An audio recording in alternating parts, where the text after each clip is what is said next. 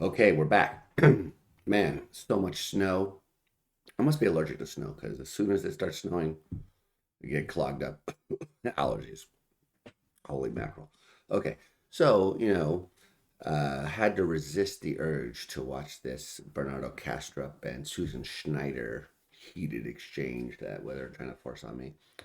Maybe I will watch it later, but, you know, people have been making these requests asking me to, check out certain videos, so it's okay. And I got an email from someone who said they saw on Twitter, which I'm not on anymore. So get at me at Blue Sky if you care about that kind of stuff. Not like I do much there. But anyway, this block panel with Quine, which was from 1994. Man, that was before, right when I started college. I had no clue about this. But so it's now I watched this when I first found out about YouTube, like 12 or 13 years ago. So I have seen this before, and what I remember is Block's mustache and extraordinary tie. And some of the things that Quine said. In fact, I even made a cheesy music video, if you can call it music. I think I have that pulled up over here. Oh, yeah, here it is on my YouTube channel. Quine on the inverted spectrum in 5-4. I remember being very struck when I first watched this by the fact that his speaking pattern seemed to be in a 5-4 time signature. A 1-2, 1-2, 3, 1-2, 1-2. And I lined it up with this song that we had, a jam session that we had recorded. Uh,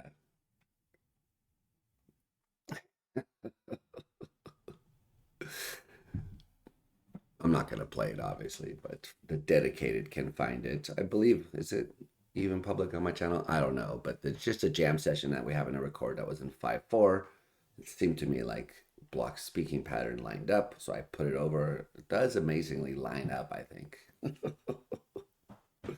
Holy moly. Anyway, okay, so I have seen this before, so this is more of like a review, I guess, than a reaction. But it's been a long time. Like I said, 12 or 13 years since I've watched it. It's been a very long time. So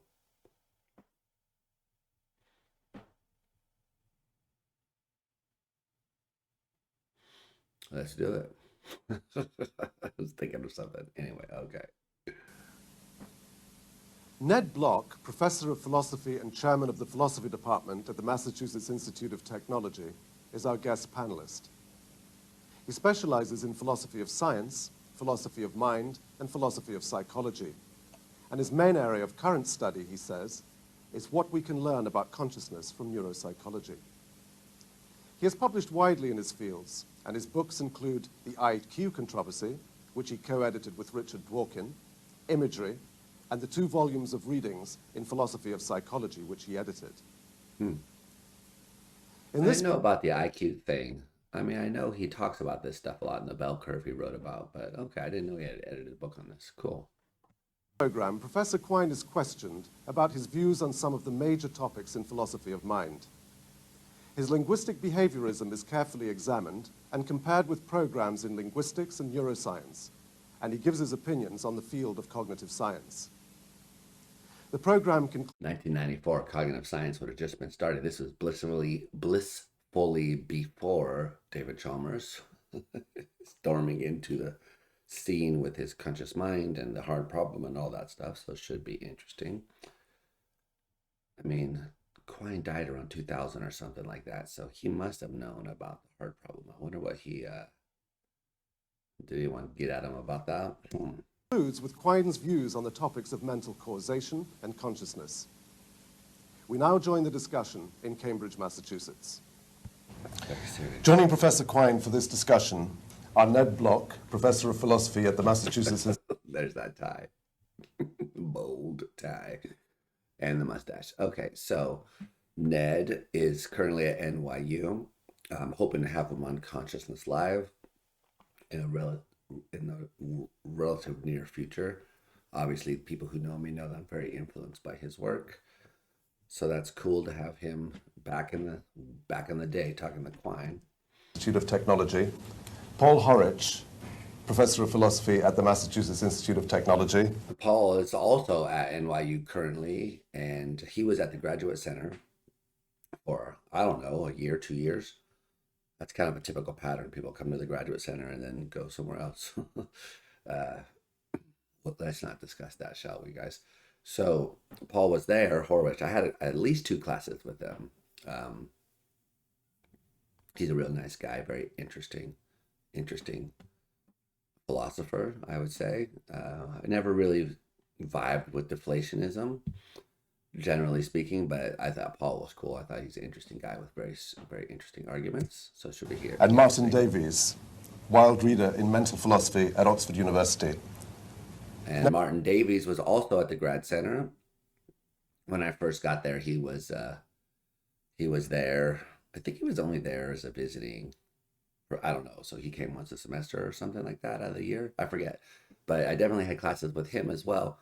In fact, the philosophy of cognitive science class I had with Martin Davies is where I wrote this paper, What is a Brain State? I wrote it as my final paper for the class.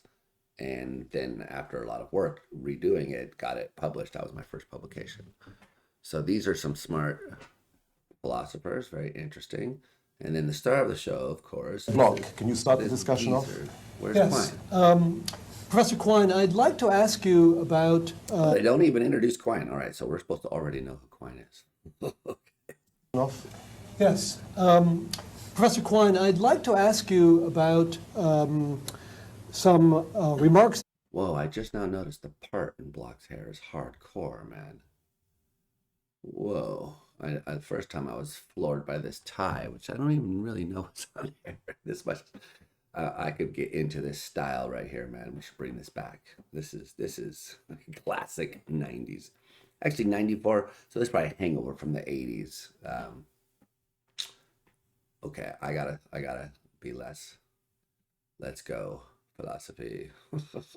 Professor Quine, I'd like to ask you about some remarks that you've made in articles over the years that seem to me to suggest that you are more friendly to the notion of subjective experience than you have been interpreted to be.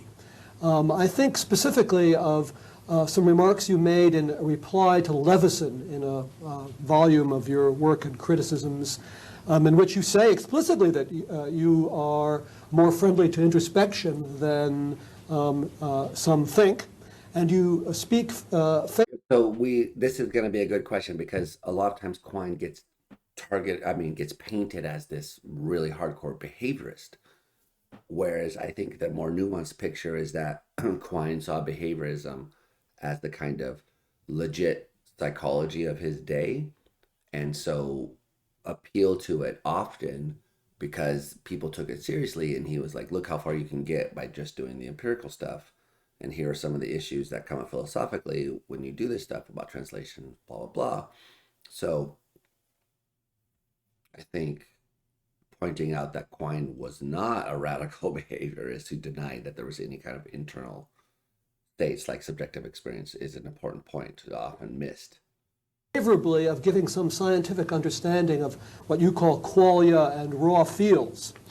Then in an article of yours called Mind and Verbal Disposition, you say the following: the fixed points are just the shared stimulus and the word.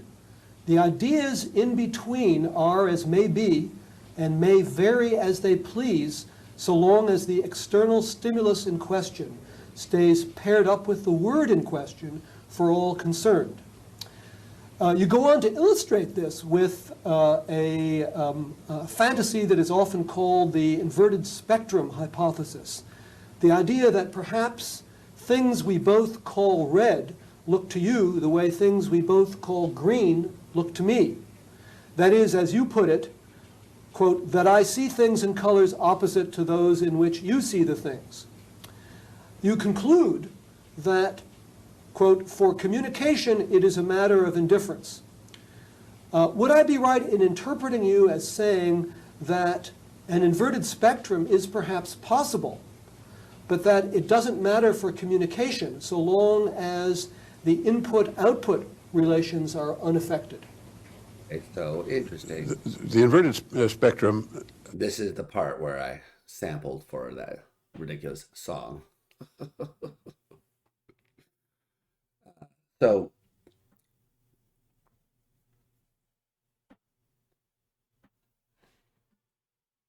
Quine basically says that he's confused by the inverted spectrum hypothesis because it's a thing that seems to make sense, but he can't really figure out what they're talking about. Are unaffected. the inverted spectrum, the extent to which that makes sense is still a puzzle to me. That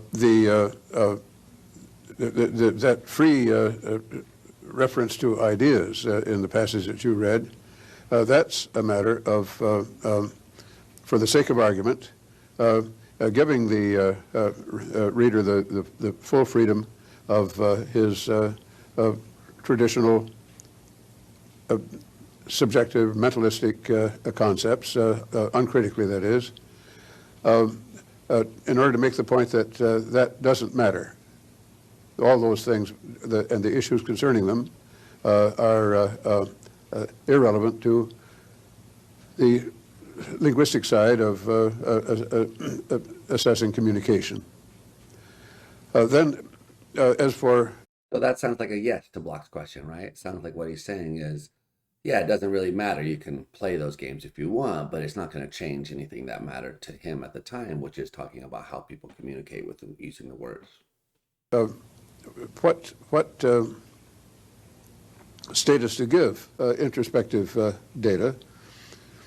In general, my position is very much what I take Dan Dennett's to be, namely that introspection is indispensable heuristically, and it's a source of insights that lead to theory, but it is not explanatory. But I'd say much the same of the behavioral side. That in the case of behavior, the behavioral description of perhaps of a disease in terms of symptoms, or perhaps of linguistic notions, these are necessary, or even of a physical problem. These are necessary in order to identify the problem, in order to gather data on the solution. But in all these cases, whether of mental entities or of linguistic phenomena, the ultimate explanation has got to be in the nervous system. And it's going to be mechanistic, it's going to be physiological. So would it be right to understand you as saying that it remains an open possibility that we could discover that the experience I get when I see something red is identical to a certain neural state, and that very neural state is the one you get when you see green? And so our experiences would differ in this systematic way. However, what you do want to insist on is that that wouldn't at all affect the meaning and content of our verbal utterances and our thoughts about the world. It's just there might be this neurally specified, these neurally identified experiential states that differ systematically between us. What bothers me here is the impossibility of even describing what a test might be, and that is a strong, perhaps conclusive basis for doubting that there's any meaning to the problem. Yeah, I wouldn't go that far, obviously, but a lot of people would, maybe. But it's interesting because after having just read the Wittgenstein and Qualia paper for some other thing I was doing, I can now see that this is that thin edge of the wedge that Block is trying to insert here by getting Quine to agree with this limited version of the inverted spectrum. And then Block thinks you could probably spin that out into something That gets you the more hardcore version of it. Okay, interesting. Bothersome about it is that it has such a vivid, intuitive semblance of a meaning, and that's the reason for hesitation. But no matter how thorough an insight we finally achieve into the nervous system and its mechanisms and behavior, the result would presumably be, just as you say, that these are identical from one person to another, without touching the question whether his subjective experience of these colors is the same as ours. So I think that this has to be put aside as a paradoxically meaningless issue. Paradoxical because of the vividness of its apparent meaning. So the idea is that I think the picture that Quine had. So for Block, things look at there's the red experience and the green experience, and they're associated with certain brain states. So in me, the red experience is associated with, let's call it the brain state R. In you, there's a different brain state, let's call it G. But we agree and we go around saying things are red and categorizing them in the right way and so forth and so on, maybe. And maybe there's some we notice, oh, the things that you're calling green are, you're calling blood green, and I think grass is green. So I think Block allows that there could be some detectability here. But I think Quine's point is that if you're just imagining everything's the same, you could learn all that you would need to know about neuroscience and then still have this question, oh, but is this like green, that state that systematically differs in that other person?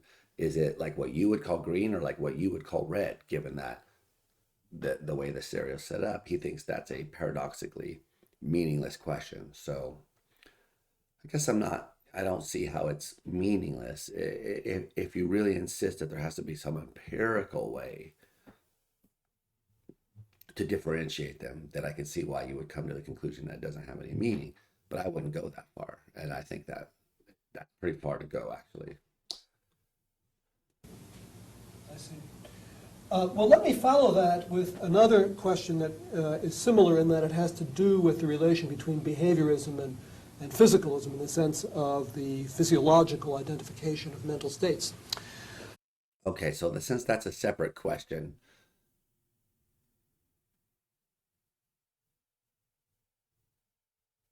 I mean, I remember Block one time saying that he got Quine to agree to a limited version of inverted spectrum. Is this what he was talking about? Or does that come up later in the conversation? I don't know, but we'll come back for part 2.